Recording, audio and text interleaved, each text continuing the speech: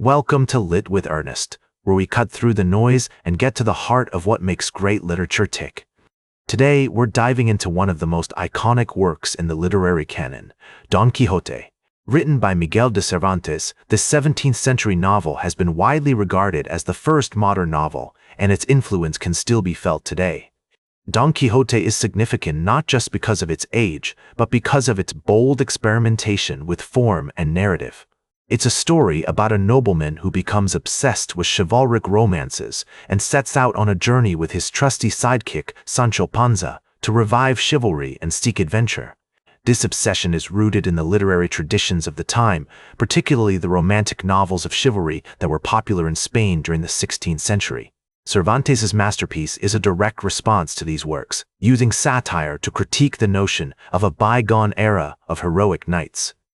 The historical context in which Don Quixote emerged is crucial to understanding its significance. Published in two parts, in 1605 and 1615, the novel was written during a time of great social change in Spain. The country was transitioning from a medieval to a modern society, and the old feudal structures were being dismantled.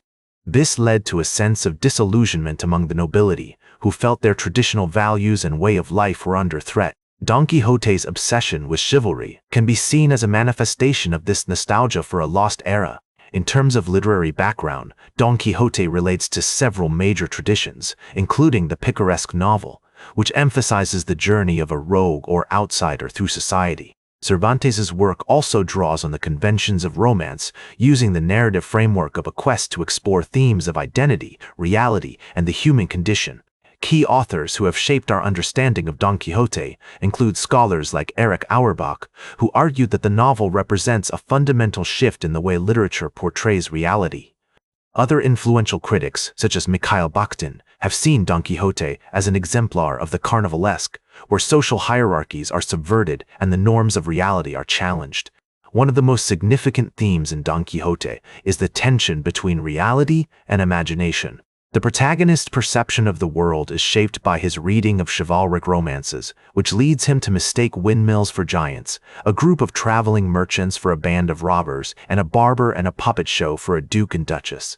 This blurring of the lines between reality and fantasy is a powerful commentary on the human tendency to see what we want to see, rather than what's actually there.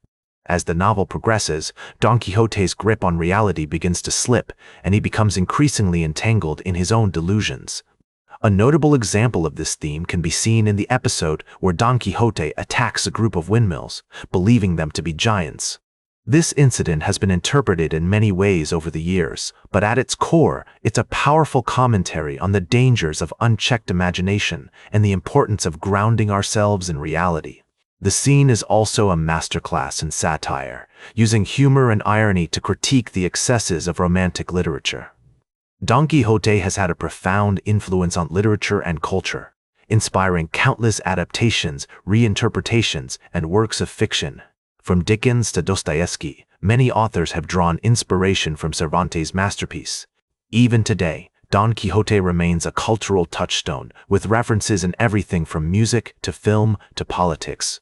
The novel's influence can be seen in works like Madame Bovary, which also explores the tension between reality and imagination, and in the writings of authors like Jorge Luis Borges, who have used Don Quixote as a starting point for their own explorations of reality and fiction. The cultural impact of Don Quixote extends far beyond the literary world. The character of Don Quixote has become an archetype, symbolizing the universal human desire to transcend our mundane lives and become something more. This is reflected in the many adaptations and reinterpretations of the novel, from the famous ballet score by Ludwig Minkus to the numerous film and stage adaptations that have been produced over the years. Its influence can be seen in literature, art, and culture, and its exploration of the human condition remains as relevant today as it was when the book was first written. The novel's use of satire, its experimentation with form and narrative, and its profound insights into the human psyche make it a work of enduring significance. That's all for today's Lit with Ernest. Like this episode if it hit true. Share it if you respect honest talk about books. Subscribe, because we'll do this again. This is Ernest, signing off.